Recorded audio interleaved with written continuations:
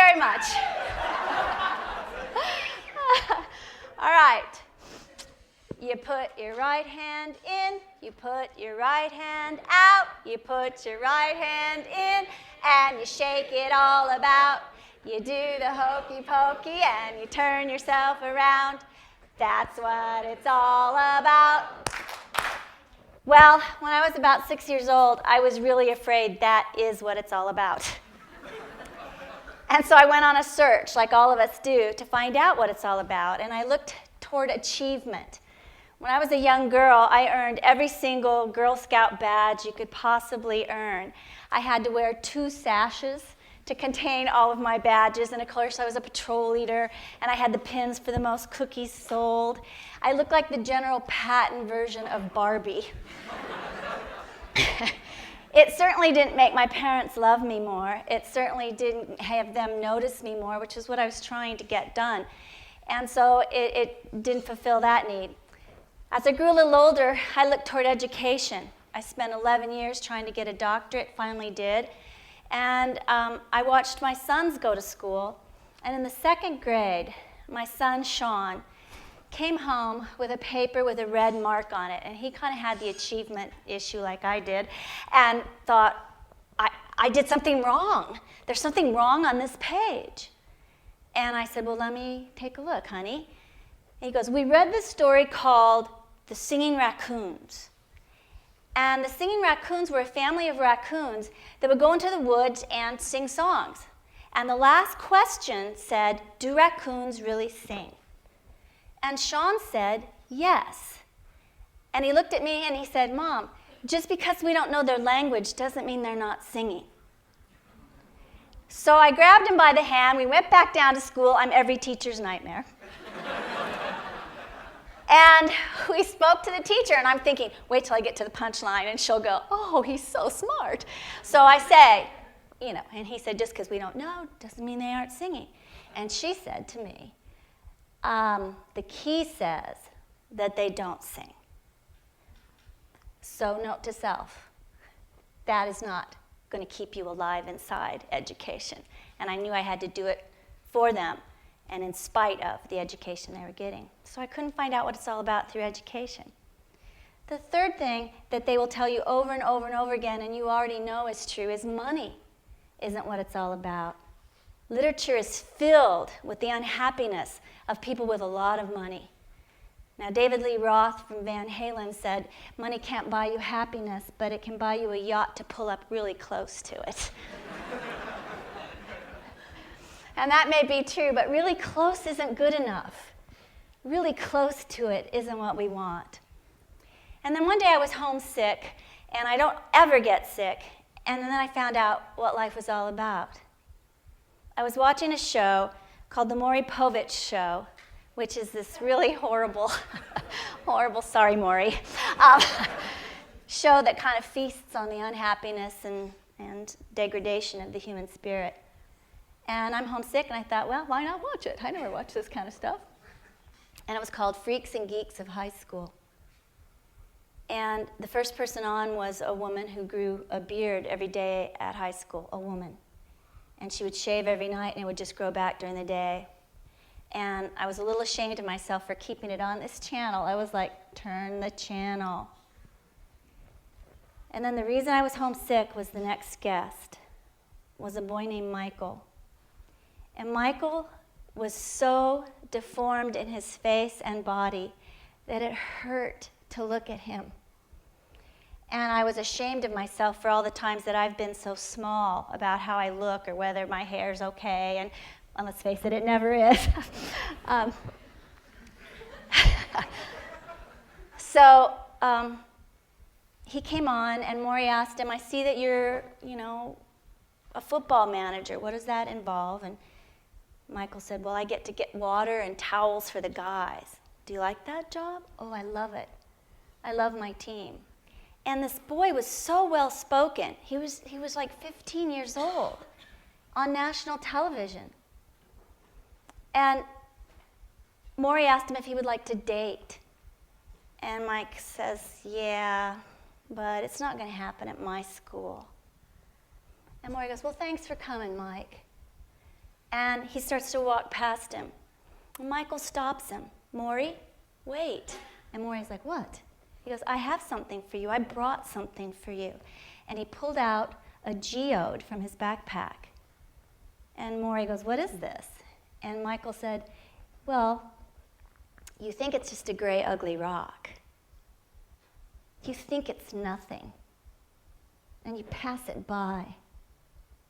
But if you take the time to really look and get inside of this rock, and he opened it up and it was a geode, and all the beautiful colors just shined on the camera. He goes, you'll find it's the most beautiful thing in the world.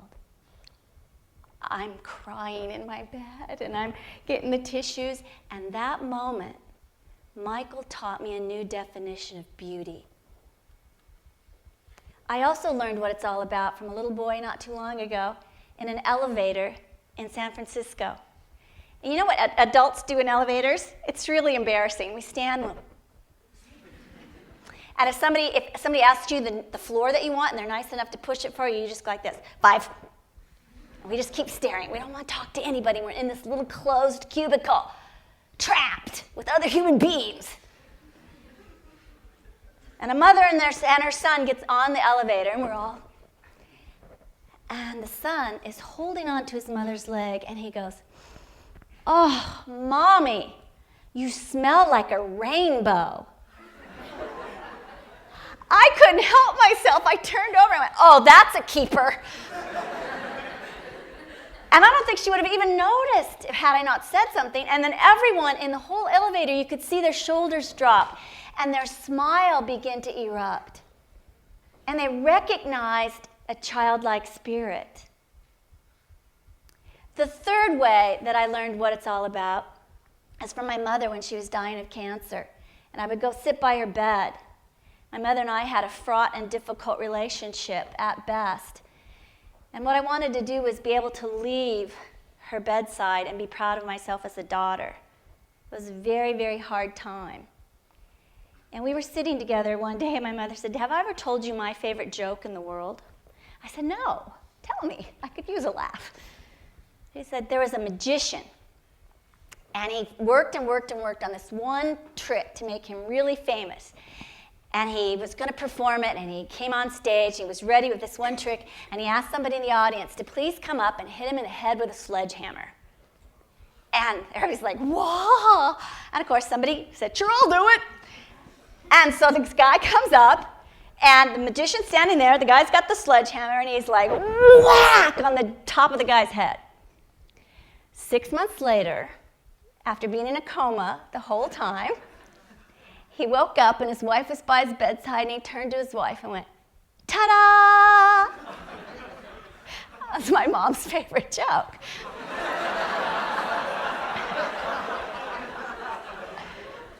Beauty, wonder, awe, joy, laughter, singing, dancing, all of those are our original birthday gifts. They are the things that we're given on the first day that we're born. And it turns out there's a science called neoteny, which quite literally means holding youth, that says that we are meant to amplify and maximize all of our childlike qualities all the days of our lives, not minimize, squander, and destroy them like we usually do. Now, I could give you a lot of morphisms that can prove this science, pediomorphism, anthropomorphism, but I want to cut right to the chase, and the lead researcher in personal neoteny was named Ashley Montague. And Ashley Montague said, none of us grows up to be the adult we were intended to be. None of us. Paleontologist Stephen Jay Gould said, neoteny is the most neglected and important science of mankind. And we've never heard of it. Think about how hokey it sounds for me to tell you that you are supposed to keep all your childlike qualities alive. How easy to say. But think about every TED Talk you've ever seen. I can guarantee you that every TED Talker up here has kept one or two neotenous traits alive, or he or she wouldn't be up here. Warren Bennis from Harvard says personal neoteny was the #1 commonality of all leaders across the world. Where do you think ideas like air guitar, well, not air guitar, I mean Guitar Hero. Air guitar comes from my husband, and it's bad. But Guitar Hero, or a phone that talks back to you, or Kiva, or getting water to sub-Sahara Africa, or any social entrepreneurship idea that you might have, where do you think that comes from? It comes from the fun, fearless, flexible, neotenous mind that we were all born with. And some people have managed to keep alive, like the guy that jumped off the platform in space to see if he could make it to Earth in a special suit. Have you ever jumped off the roof? That's where it comes from. Management guru Tom Peters said that most neat, wild, and woolly ideas come from people who have the capacity to keep their 4-year-old spirit alive, their capacity for possibility and experimentation. When my sons were little, I have sons named Sean and Chase and Sean. I used to teach aerobics to football players, and I had a mother-son day one day, and all the mothers brought in their, all the sons brought in their mothers, and I had my 2 little sons with me. And a gym has really bad acoustics, and this woman came up to me and said, "Oh, what cute boys, what are their names?" And I said, "Well, this is Chase, and this is Sean," and I kept moving. And I heard the mother go, "Who would name their children Cheech and Chong?" What? But Chase and Sean, we were on a long car trip when they were about 3 and 5, and I said, "I want you to invent a product that doesn't exist. You have 30 seconds. Invent the product." Took him 5 seconds. Sean, who likes to talk a lot and eat ice cream, decided it would be great to have ice cream that doesn't melt because he could talk all he wanted and still come back to the ice cream. Chase, who doesn't like getting up, invented socks that you just put on and they take you to school. You can sleep right through it. 5 seconds. Imagine what it's like when I travel around the world to organizations of people 30 and above, or even as a university professor when I ask students to do it. Will we get graded for this? Are we allowed to patent pen to this? They have all kinds of questions, and it takes them about a half hour, not 5 seconds. Where do these gifts go? Some of us never even unwrap the package. Some of us open up the wrapping paper a little and we look in, and then we kind of close it back up. Some of us squander them. We lose our marvels. Life is tough. And we trade them for cheap. Some of us, and I would argue most of us, are right answered, brown desked, tested right out of our original selves. They did a research study of first graders, and they measured their creativity. Off the charts, as every first grader would be. Everything is possible. Everything is awesome. Okay. By the 4th grade, their creativity has plummeted. 4th grade. That's sad enough. But they followed those people. And their levels of creativity, over like 93% of them, never matched that 1st grade level. Never came back. Never came back. It's like the Mexican jumping beans in a jar. You put them in a jar, put a lid on, they hit themselves on that lid and go, ah. They figure out where the lid is. You take the lid off. They never jump any higher than where that lid hurt them. Ever. Their whole existence. And I would argue that happens to us sometimes too. No wonder 1 in 3 of us adults is clinically depressed. 1 in 3. It's like the 1 in 3 people are ugly. Look to your left. Look to your right. If you don't see ugly, guess what?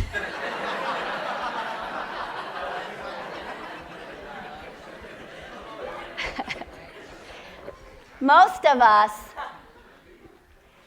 us die long before we're dead.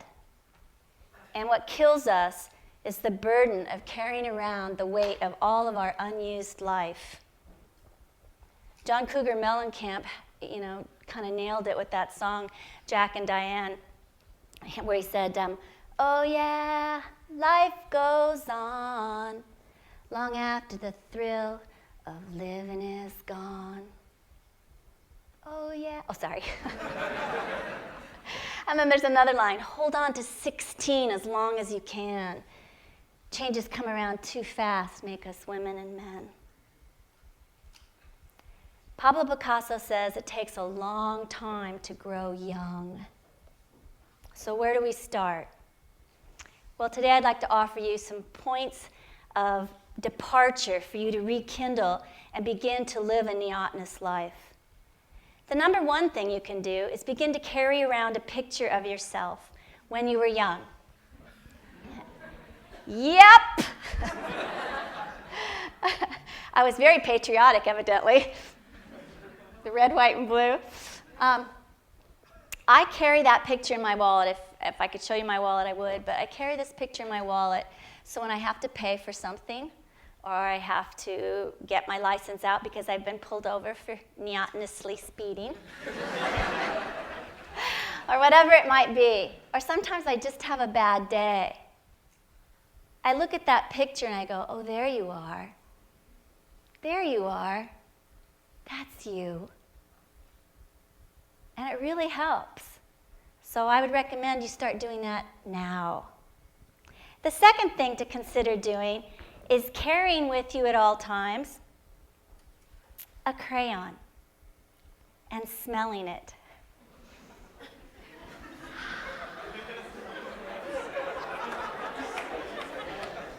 The scent brings you back to kindergarten, before you knew no, before you were told to sit down, before you were told to be quiet.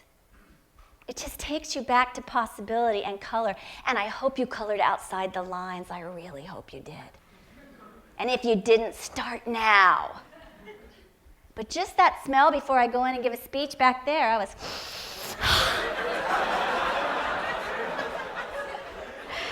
and it helped. Carry around a crayon. Stress. Stress is a killer. And I carry around a comedy kit because humor is one of the things that is the most neotenous about a human being of all. Do you know what happens to you, like if you're caught in Bay Area traffic, trying to get somewhere, and it's bumper to bumper, and you're getting so mad because you're going to be late, and you're, oh, these people, they're so stupid because I'm perfect. And so your hands clench the wheel, and it's a whole flight or fight response, and we can't even help it. It's prehistoric. Your hands start to sweat, you've got the clenched things, your eye, the pupils get smaller, your anus clenches.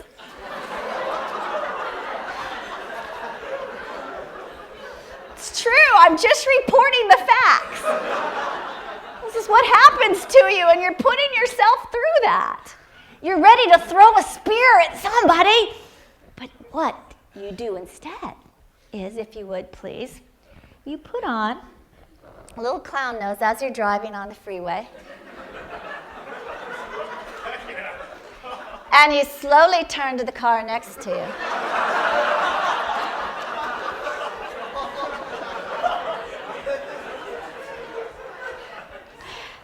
It kills them. They start laughing, you're laughing, they're calling on their cell phone, there's a kook next to me, and it changes the whole game. And now you're laughing and enjoying, and you've shared it with somebody else, and that's what's so terrific about it. Or maybe, just maybe, you could be like the little boy who wanted to star in his school play. And he practiced and he practiced and he practiced. And he wanted a starring role. Came the audition, he tried out, he got nothing. He didn't even get a part. And he was just morose. He was crying about the whole thing. And the teacher felt so bad, she said, I'll tell you what, you can be the pig in the play. What's a pig? Well, I don't know, but you could be that. We need a barnyard animal for this play. So he goes home and tells his mother, and he's still not happy because he knows he has to be a pig. And the mother says, you know what? Why don't you be the best darn pig you could be? He starts thinking about it, forms a whole plan, decides to be the best pig he can be, and when you know the night of the play, people are doing their roles, the one character who's watching everything and reacting is the pig.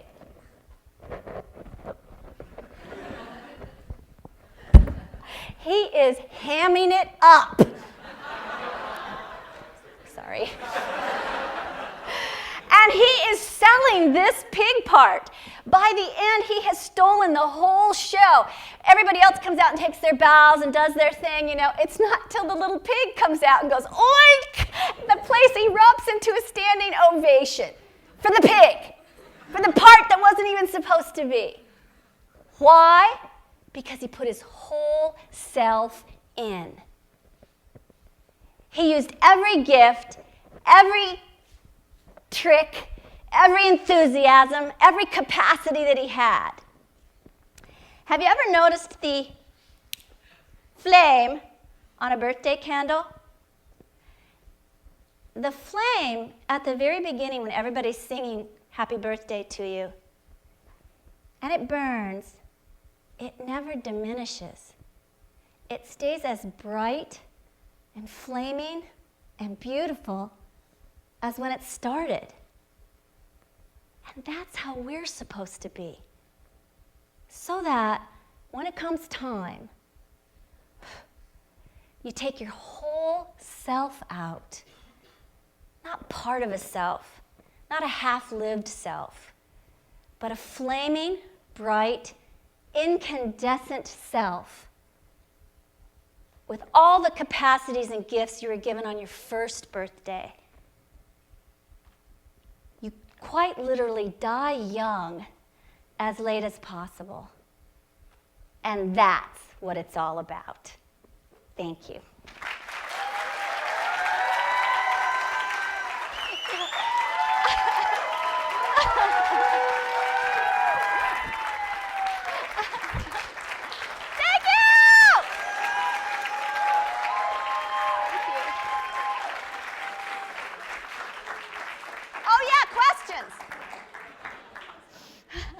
Wow, thank you, Dr. Beaman. I'm speechless. Are you guys speechless? We have a couple of comments that were originally made for questions, but how do we get to your level of awesomeness? Put your whole self in. And may I just give a shout out to Cal Poly Silicon Valley. Woo! Thank you so much, everybody. How do you keep your inner child alive? Those suggestions that I gave you, and I was in a really bad car crash when I was 17, in a one-car accident, and I just think it was a gift, like all bad things are, if you're the right kind of person and you work to make them the right thing. I realized like that I could be gone, that there's no promises, and I really wanted to matter and have a great time while I'm here, and I think that has helped guide me. So I would suggest anything bad that happens, it's a gift. It's a gift. You got to dig deep sometimes, but use that and remember, that candle, that's how brief we're here. Really live it out. You mentioned that the education system really takes away that inner child. What suggestions do you have to maybe amend that? Wow. I think it's really important to know that teachers do the best they can. They're in a system that's archaic and disadvantages growing spirits. So I think it really has to happen at home.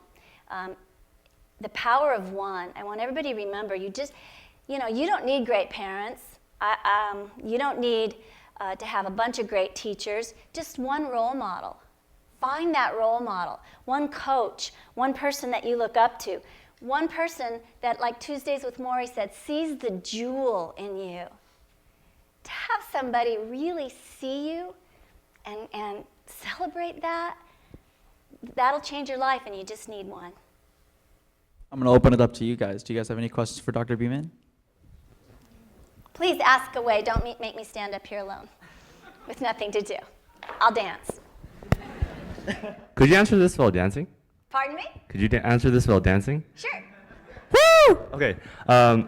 How do you be creative? Sorry? All right. So, like, I was wondering, how do you be creative? Like, I guess you would call that I'm kind of like a little bit crayonless and not enough piggy. Yeah. So. So, how do you be more piggy? Yeah, more creative. I think it's an art, like anything. I think you have to challenge yourself and get out of your comfort zone. I think every time that you get out of your comfort zone, a little bit more of your creativity comes alive. I think especially all the people in this room are really smart because you came here today and because you're achievement oriented. That's terrific. But it's, like I said earlier, the right answer will kill you. You've got to find all the wrong answers. You've got to, yeah. And if your teachers don't believe that, call me. I'll talk to them for you. But experiment and do things outside of your comfort zone. Don't do just things that you're good at. More questions? Like you said, as a kid, you were pretty like rule driven. Like, how did you switch from that to being more creative and like free like you are now? I just found out it didn't work. I just found out that following the rules, nobody ever got famous following the rules. And think of any company that you admire, any product that was ever invented, any social entrepreneurship idea that you want to have happen, following the rules will not make it happen. And so, I think I was about 21, 22 when I began to see following the rules is getting me nowhere. It's getting me A's, it's getting me scholarships, it's getting me jobs, but all of that is still nowhere if inside you want to do and be more. So break every rule. More questions? You talked about having a role model, or having a role model is a good thing. What's your role model and why? Wow. Truth. We're all good friends now, so. The truth is, I never had a role model growing up. I never had one, and that's how I know what it's like to miss one. I had a really difficult parenting situation and those kind of things, and I didn't have any wow teachers. The teachers were just kind of doing what they were supposed to do and really, I know this sounds ridiculous, but it wasn't until I met my husband that I found a role model, and I know.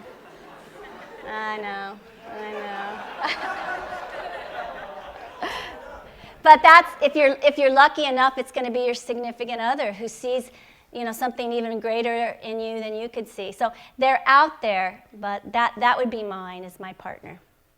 All right, we have time for one last question. Nikhil.